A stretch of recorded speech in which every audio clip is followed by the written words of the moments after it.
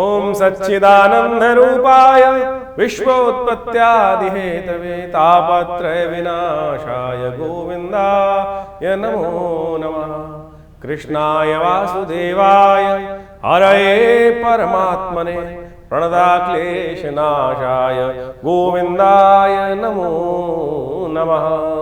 नमस्कार, स्वागत है आपका आचार्य वाणी में। मैं आचार्य डॉक्टर विक्रमादित्य आपके साथ हूँ। आपकी राशि के दृष्टिकोण से वृश्चिक राशि वालों कैसा ग्रहों का योग बन रहा है। 16 तारीख शनिवार का अवसर, अष्टमी तिथि विद्यमान है और इस दिन जन्माष्टमी का सुंदर योग है।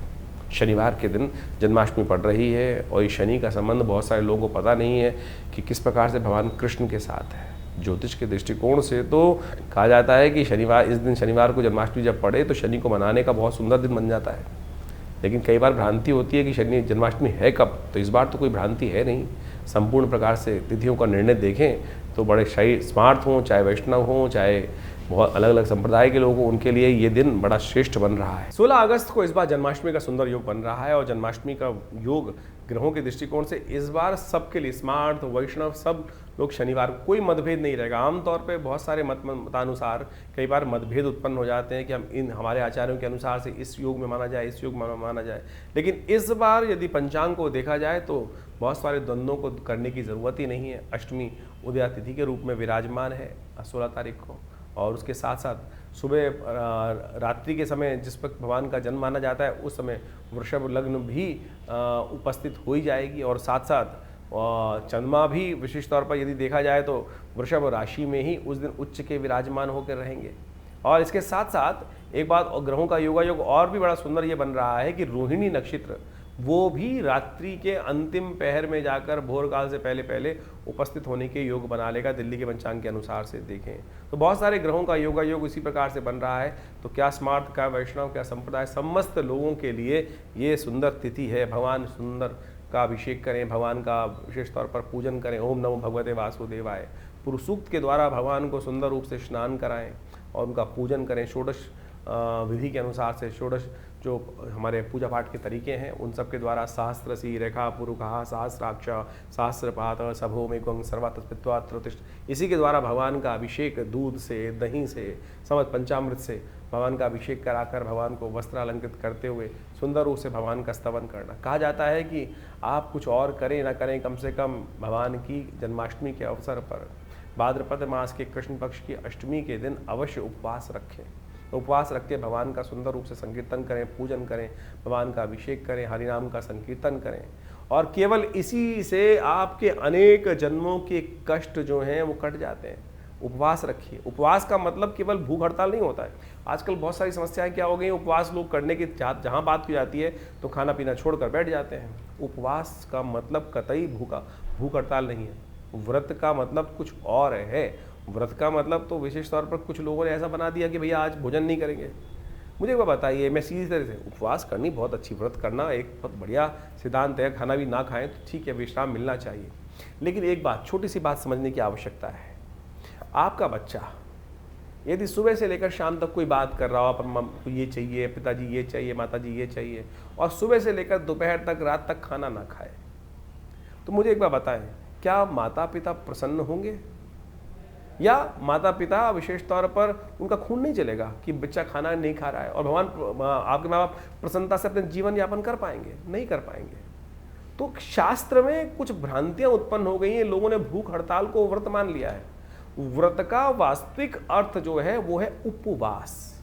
वास का मतलब है रहना, उप यानी जहाँ जहाँ रह रहे हो वहाँ से हटने का प्रयास करो, कहीं और वास करो, वहाँ से अपने आप को उठाओ और प्रभु के सानिध्य में जाकर वास करने का प्रयास करो। शांति से प्रभु का स्मरण करो, सात्विकता के साथ रहो, प्रभु के श्री चरणों में निवास करो, तब तो व्रत हुआ, तभी तब तो उपवास हुआ। नहीं तो केवल भूख हड़ताल हुई, नहीं तो जिद हो गई।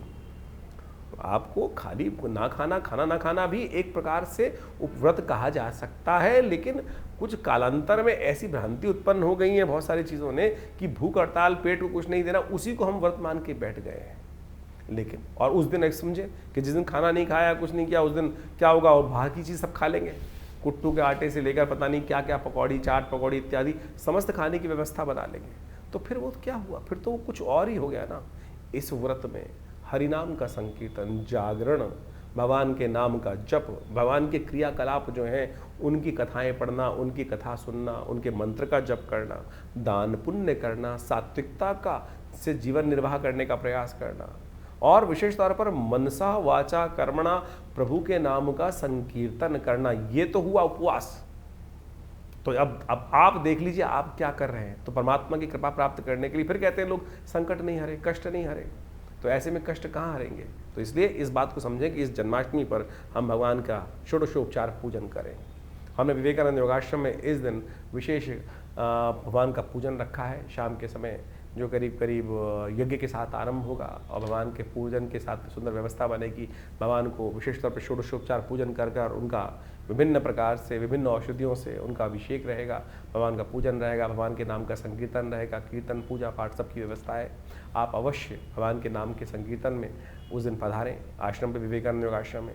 प्रभु की कृपा से सुंदर कल्याण का अवसर बनेगा। भगवान के नाम का संकीर्तन कर कर हमारे इस आश्रम पे, जिसमें पिछले करीब आप मान के चलें 50-60 सालों से नित्यप्रति 8 घंटे यज्ञ होता है। माँ भगवती का सुंदर शिव विग्रह, इस दिन भगवती दुर्गा का भी प्राकट्य उत्सव है, आप महामाया जी का भी प्राकट्य उत्सव माना जाता है, जो भगवान कृष्ण के साथ ही उत्पन्न हुई थी।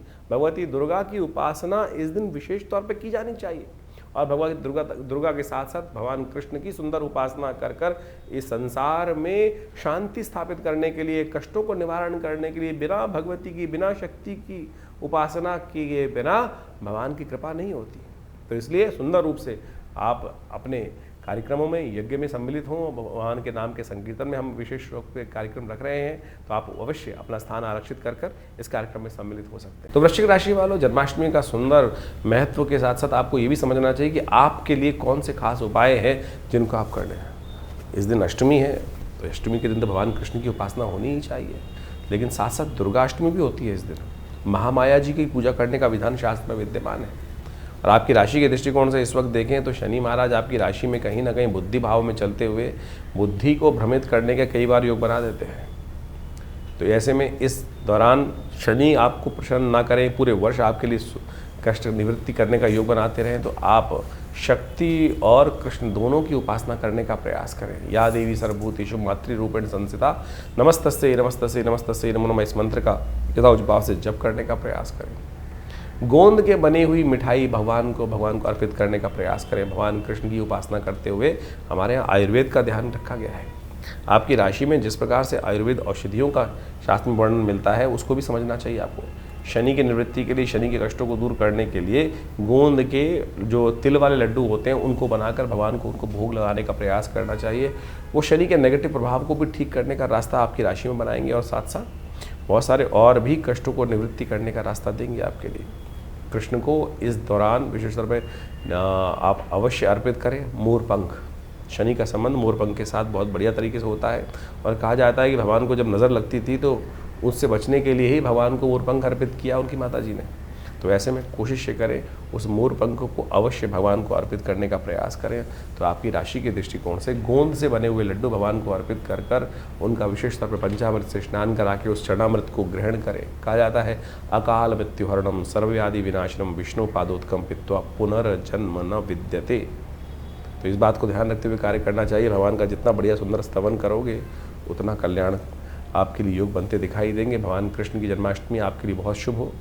और शनि का संबंध तो विशेष तौर पर कोकिला वन के कारण से भगवान के साथ है ही। भगवान ने ही शनि को उस कोकिला वन में स्थान दिया, जब शनि जाकर भगवान से कहते हैं कि कोई हमें स्थान नहीं देता है। तो इसलिए शनि का संबंध बहुत सुंदर है। इस शनि को मनाने के लिए आप सुंदर कार्य करेंगे तो बहुत अच्छा रहेगा आपके लिए। 17 तारीख रविवार का अवसर, नौमी तिथि विद्यमान है, गोगा नौमी, और इस दिन संक्रांति का सुंदर योग बन रहा है। सूर्य जो हैं वो अपने घर में आ रहे हैं। आपकी राशि में देखा जाए तो ये रिजल्ट देने वाले रहेंगे आपके लिए। खास तौर पे इस दौरान विशेष तौर पर कई प्रकार के आपको लाभ के योग बनाते दे सकते हैं। कई आपके कार्यों को पूर्ण करने की तरफ सूर्य का ये योग ले जाता दिखाई देगा आपको। तो सूर्य विशेष तौर पर रविवार के दिन परिवर्तन कर रहे हैं, हृदय योग बन रहे हैं, तो कोशिश करें इस दिन गायत्री का स्तवन अवश्य करें, गायत्री का पाठ करें इस दिन अवश्य। हो सके तो गरीबों को विशेष तौर पे आटे का वितरण करने का प्रयास करें। ये आपकी राशि के दृष्टिकोण से सफलता का मंत्र रहेगा। सूर्य आपकी राशि में परिवर्तन कर कर आपके लिए 1 महीने के लिए ये जो परिवर्तन का योग बना रहे हैं बहुत आपके लिए पॉजिटिव रहता दिखाई देगा।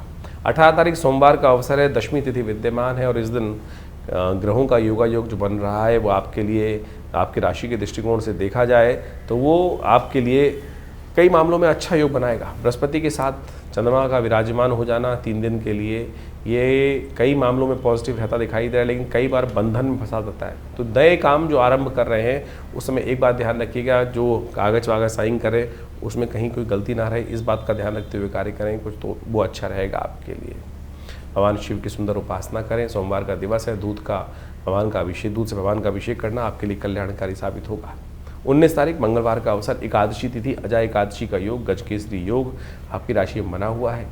और जीवन में कई बार कष्ट आते हैं तो हम सोचते हैं किस कारण से, वो मैंने तो अपने ज्ञान से कुछ गलत काम किया नहीं, लेकिन हमारी मति जो है ना बहुत छोटी रहती है और हम बहुत लंबे समय तक देख नहीं सकते। भीष्म पितामह ने भी एक बार भगवान कृष्ण से यही भाव रखा था जब वो बाणों की शैया पर विराजमान थे कि मुझे अपने जन्म याद है कि मैंने कभी कोई गलत कार्य नहीं किया, फिर किस कारण से मुझे इतना बड़ा कष्ट जीवन में झेलना पड़ा। तो भगवान ने कहा आपको एक लेवल तक याद है, 100 जन्म से पूर्व जो घटना हुई थी वो आप भूल गए हैं। आपने एक कीड़े को इस प्रकार से भेद दिया था एक बाण से, एक छोटी सी सीख से, उसके कारण से आपको इतना बड़ा जो कष्ट है वो आज झेलना पड़ रहा है।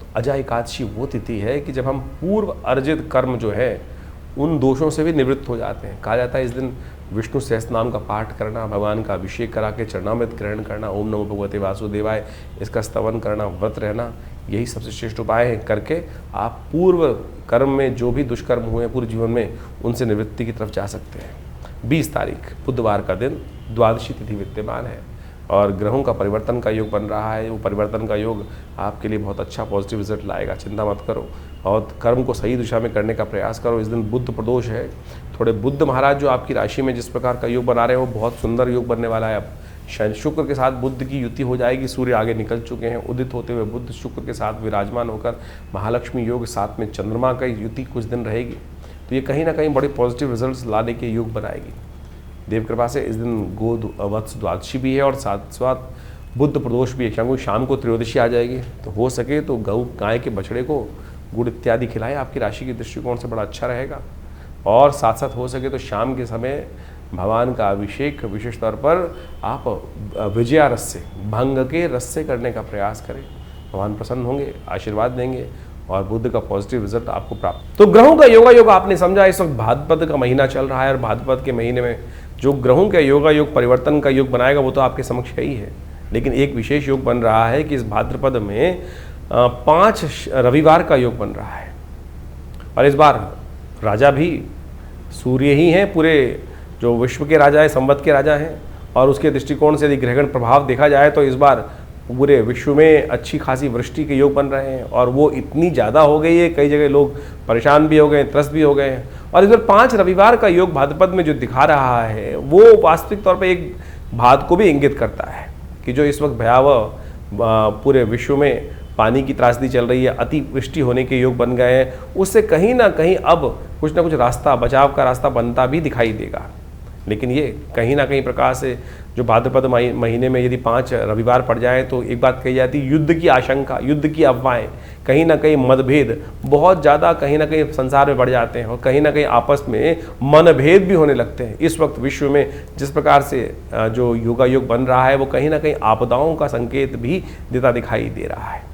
और ऐसे में जो अन्न इत्यादि के संबंध में जो कार्य करते हैं उनको भी थोड़ा सावधान रहना चाहिए। तेजी का माहौल बनता दिखाई दे रहा है।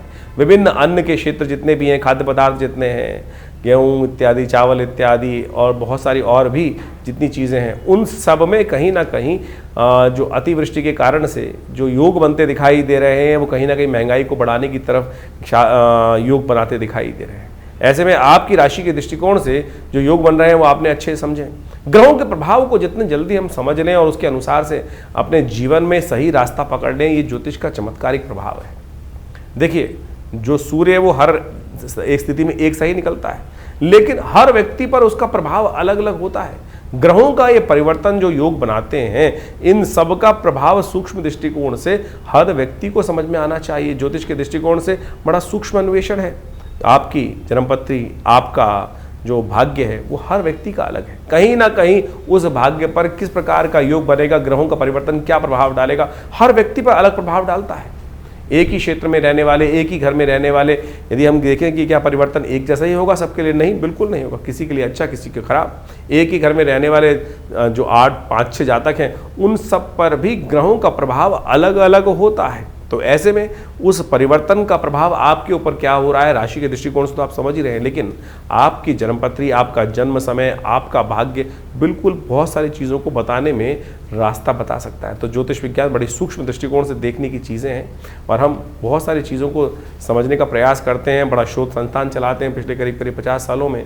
ज्योतिष के संबंध में, अध्यात्म के संबंध में, भारतीय योग विज्ञान के संबंध में हमारे आश्रम में बहुत सारी रिसर्च, बहुत सारा अनुसंधान, शोध किया गया। 50 से ऊपर पुस्तकें प्रकाशित की गई हैं।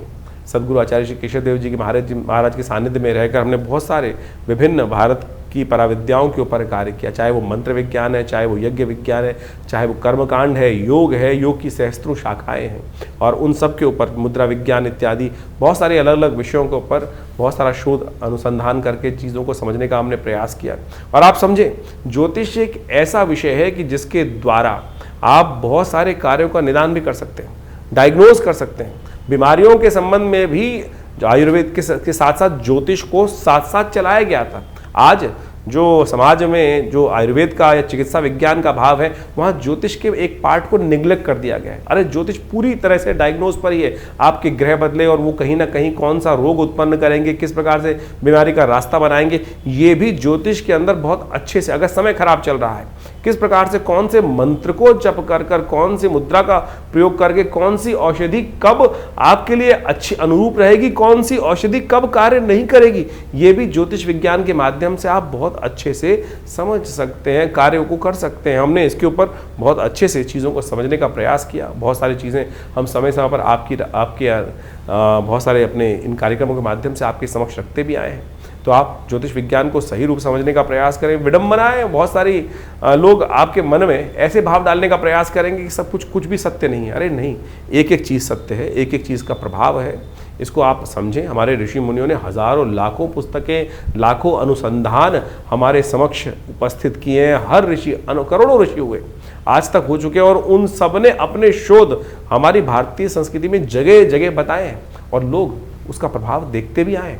और हमने खुद देखा, बहुत सारे महामृत्युंजय मंत्र इत्यादि, बहुत सारे अनुष्ठान जो समय समय पर करते हैं, उनका प्रभाव बहुत प्रत्यक्ष रूप से होता है। चाहे वो जीवन के स्वास्थ्य संबंधी समस्या है, चाहे वो जीवन की किसी भी पहलू से संबंधित समस्या है, उसका निदान करने के लिए विभिन्न मंत्रों के माध्यम से, विभिन्न उपायों के माध्यम से, चाहे वो रत्न है, चाहे वो विभिन्न उपाय हैं, चाहे वो दान है, चाहे वो पुण्य है, चाहे वो औषधि है, चाहे वो ध्यान है, इन सबको मार्ग अपना सकते हैं। और तो और मुद्राएं तो अपने आप में चमत्कारी प्रभाव दिखाती हैं।